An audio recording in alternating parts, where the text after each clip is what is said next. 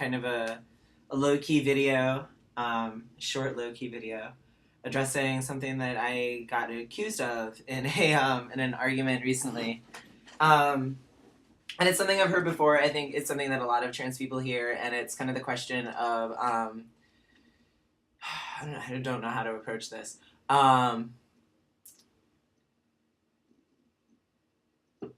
So let me just do an overview of the situation. I got into a conversation about voting rights, or it was a conversation about the point of voting. Does voting change anything? And I popped into the conversation with just, hey, actually a lot of people in this country can't vote. It's illegal for some people to vote in this country. So that whole like Emma Goldman expression, if voting changed anything, they'd make it illegal, is actually kind of a moot point because it is illegal in this country for a lot of people to vote. Among them, felons, minor drug felons, especially transgender people. Students have a lot of problems registering to vote because of housing and having a permanent address, and also immigrants and people of color are all like disproportionately affected by voter ID laws and on restrictions on voting, which is ridiculous. And it's just, that's like a huge sign that we're not living in a free country. And it was really interesting because in this conversation I was, I share a lot of the views of these people did politically. I kind of consider myself somewhere in the anarchist camp, although I do understand that, like, compromise is necessary in society. True anarchy is not real. I don't know, but that was the situation, and because, I chose, like, the conversation got a little too hypothetical for me. Like, people were kind of using, kind of making a hypothetical about, being transgender and, like, would it change anything? It's just, like, I'm not comfortable with that. Like, something that's, like, a very real issue for me every day being used as a political hypothetical is the point where I'm, like, I'm out of this conversation. And I reserve the right, everybody reserves the right to, when a conversation crosses boundaries for them, whatever those boundaries may be, to exit the conversation. Everybody has that right. You are under no obligation to stay in a conversation that makes you feel uncomfortable, full stop. So I left said conversation, and I got accused of segregation, of perpetuating trans cis segregation, which just even like the use of that word, which is a word that I would actually like never use, like ever. Like I would never use the word segregation in talking about a social issue, and the use of that word to me speaks volumes. That's the word you jump to, not I don't know, there's like, I can think of other words, like separatism is a better word. Separatism, like queer separatism is a thing. Lesbian separatism is a thing. I think that's what the person was talking about, but segregation is the word that came out of their mouth. Which by definition is kind of government mandated separation, which is exactly what's actually happening to transgender people right now in this country. And allies, they say they care, but they don't show up to the polls because voting doesn't change anything, man. But actually, like, maybe it doesn't, but, you actually have the right to, on the off chance that your vote does change anything, you can actually use it. I can't. I don't even have that option, and it's heartbreaking for me as an American citizen and as a, naturally born American citizen, and not that matters, and, like, as a taxpayer, like, it's infuriating, and as somebody who is interested in being politically active, who is interested in voting, who honestly, like, I wouldn't mind freaking running for local government, like, if that were, an option for me, but I can't. Like, I literally cannot. In this country, a lot of transgender people can't. It's not a coincidence. And, like, if you're in a position to change that, in my never humble opinion, you should get off your ass and do it, and stop pretending that it's any kind of political sensibility that's keeping you from getting to the polls, and not just you being lazy. Like, that's straight up what it is. It's laziness and it's apathy. And that's my never humble. But the point of what I wanted to get to with this post is, the problem with people talking about transgender people kind of self-separating. That's something that I come into contact with a lot when I, straight up tell a cis person I'm really not interested in talking about like this with you. I get accused of, well, you're segregating. Well, you're separating yourself. Like, how are you ever going to get, your opinions across, and your... Like, first off, they're not opinions, it's, like, my life. Like, how are you gonna get, like, your point of view across and educate other people if you're not willing to talk? It's like, I'm tired. Like, I'm freaking tired. Like, and it's so frustrating that it, like, falls on transgender people to educate people who are not transgender constantly about our lives and about our needs, and, like, and even when people don't listen and are telling us this isn't the way you should be fighting for your community, you should be educating, you shouldn't care about voting, you should do this and that, like, talking over me, like, and it's like you're not even willing to be educated, but you're telling me I should be educating, and like it's it's too much. It's a tall order to put on somebody who already deals with enough shit every day. Like, I mean, so I just kind of wanted to talk about why transgender people aren't largely interested in talking to cis people about what it's like to be transgender. Like, I mean, there's a lot of reasons. For me, it's because a lot of times, it's not a conversation I want to have at that moment. I might not be at a point in my day when I really want to think about my gender or talk about my gender. Like, it's not something I think about all the time. It's not something I talk about all the time. And it's not something I want to think about all the time or talk about all the time. You know, people who are cisgender, who are, you know, cis men, cis women, don't have this, like, expectation put on them that they should be talking about gender all the time or thinking about gender all the time or prepared to talk about it at any given moment when a question comes up. Like, that's just not realistic. Sometimes I just don't want to talk about it, like, and that's fine. And another reason transgender people don't want to talk to cis people about our problems is because y'all don't listen to us. You know, like, a cis person asks me, like, you know, how do you feel about this as a trans person? Or, like, you know, I even just say how I feel as a trans person without, you know, being solicited. And, like, oh, well, that's not right. Like, and then they, like, talk over me. It's like, okay, I think I know better than you, but okay, like, you're just going to talk over me now and tell me that I'm wrong about something that directly affects my life and doesn't affect your life.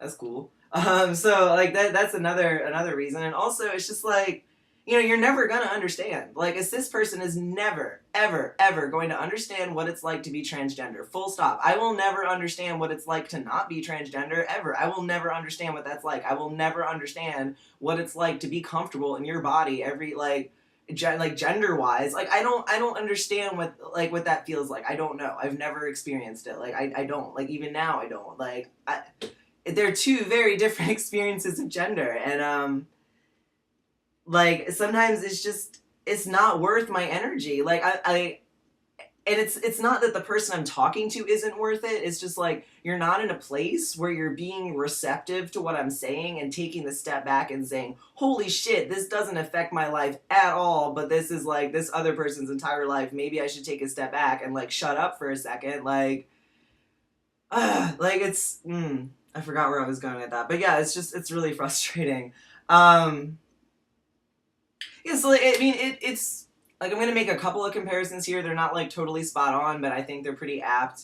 You know, say I'm somebody dealing with, I am somebody dealing with mental illness. Mental illness is another, like, daily part of my life. I don't want to talk about mental illness with people who don't know what that's like, who aren't going to be sympathetic to it, or empathetic. Like, I don't want to talk to you about it. Like, I don't want to waste my time and my energy talking to somebody about mental illness when all they're going to come back with is, oh, well, you know, you should actually, instead of taking your antidepressants, have you looked into the benefits of lavender and aromatherapy? Like, I don't want to have that conversation. Like, I'm over it. Like, I'm past it. I'm over it.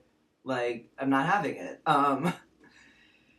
And, like, I guess another example is, like, if you have a chronic physical illness, like, you know, endometriosis or diabetes or something like that, you know, or cancer, like, you'd rather talk to people and have an intimate discussion with somebody who's been through what you've been through, and maybe not give all of the information to somebody, like, information that is potentially makes you feel vulnerable. Like, I'm not going to offer that up to somebody who doesn't, like, understand firsthand what it's like to have that stuff used against you later. Like, because that has happened to me over and over and over again with cis people, with cis friends, and I'm done. Like, and, you know, it's not my fault for being withholding of information or, like, personal stuff. Like, and it's not about being resentful towards cis people. Like, it's just, like, not wanting to get hurt again. And, like, you learn over and over and over again to just, like, shut up about certain things around certain people. And that's not my fault. Like, that is not my fault. And that's not on me to fix, like, at all.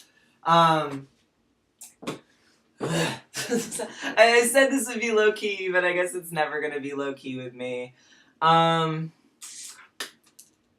Like, for a long time, I got in these, like, centrifugal like, you know, conversations with cis people where I was, you know, spending a lot of energy trying to, like, not change someone's opinion, but, you know, widen their perspective or, like, make them see where I was coming from or encourage them to see where I was coming from. And it made me miserable. It, like, sapped my energy and it depleted me. And it's not something that I do anymore. Like, it's just not. If you're not going to be receptive to what I'm going to say, I'm not going to talk to you. Like, And like I said, it's nothing to do with that person being deserving of my time.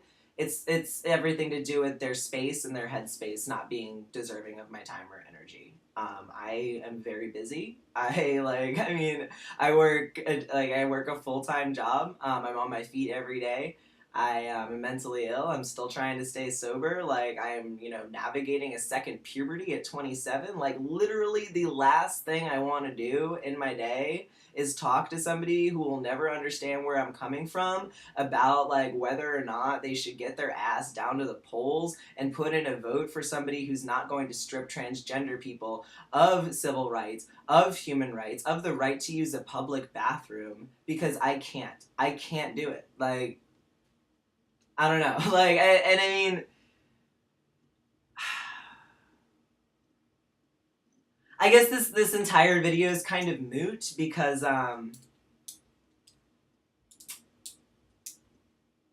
the kinds of people who dwell in these apathetic spaces, and it's like this neo-libertarianism where it's like, oh, the system's broken, so fuck it, just like drink beer and like sit on your ass, like, or whatever. Like, I don't get that. Complacency isn't in my bones. It's not. You're not my ilk. Like, you're not. And people who think that apathy and not doing anything is rebellion and think that that is action, we have very little in common. And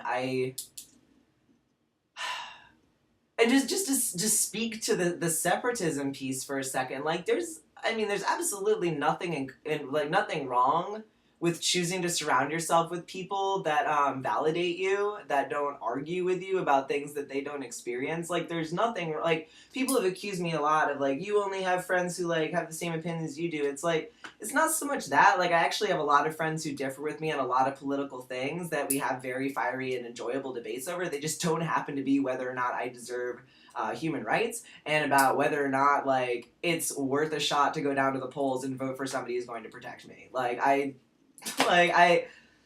Apathy just, it's not me. And I only associate with people who are on my level. Like, and maybe that's a dick thing to say, but I'm happy. And to have my life telling me that the way I construct friendships and the way I create a safe and validating space around me is only hurts me more or doesn't serve me, or a number of things that people have said to me. That's hurtful, and it's rude. Like, it's fucking rude. Probably, like, the most important aspects, and the reason I do this with, like, my groups of friends and the people in my life is because, when I came out, I lost a lot of friends. A lot of people came out of the woodwork and were just, like, total bigots, and I was like, oh, wow, I didn't know you were, like, a homophobe. Like, I dated you for freaking, like, a year, and I've known you for 7 years, and I didn't know you hated, like, gay and trans people. Like, wow, like, so, like, that happened. And then, like, in getting sober, I had to pretty much cut out a lot of people who were still using, like, because I can't be around it. And, like, there's nothing wrong with that. There's absolutely nothing wrong with if somebody doesn't bring, like, joy and positivity into your life and doesn't add something to your life. You cut them out. You prune. Like, you have to prune. And that's, like, literally the most important thing I've learned in the past 5 or 6 years is prune your fucking friends. Prune them. Like, regularly. Go through and prune them. Like, some people just don't serve you. Like, and I just want to speak just one other little thing about just, like, the statistic possibility of, I'm going to stop saying segregation because that's not the right word, and say separatism. True trans separatism is pretty much impossible. It's statistically impossible.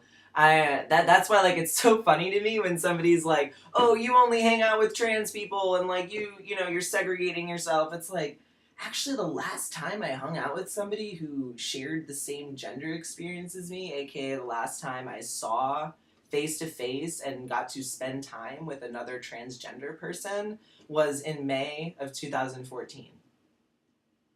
I have not spent time with another transgender person in coming up on a year. And that's life for us. It's really fucking isolating. And, like, so to tell somebody that, like, we're, like, segregating ourselves, it's like, no, like, we're alone in, like, a sea of people who don't understand us. And that's, like, the reality of my life most days. Like, And it's like, it's so frustrating to me for somebody to kind of have this view of me that, like, I don't talk to cis people, I don't want them in my life. Because it's like, you do realize that, like, literally all of my coworkers are cis. My boyfriend's cis. I've been with him for 4.5 years. Like, everybody I know, my entire family, like, everybody. I have, like, 4 or 5 trans friends, and I only talk to them online. Like, it's...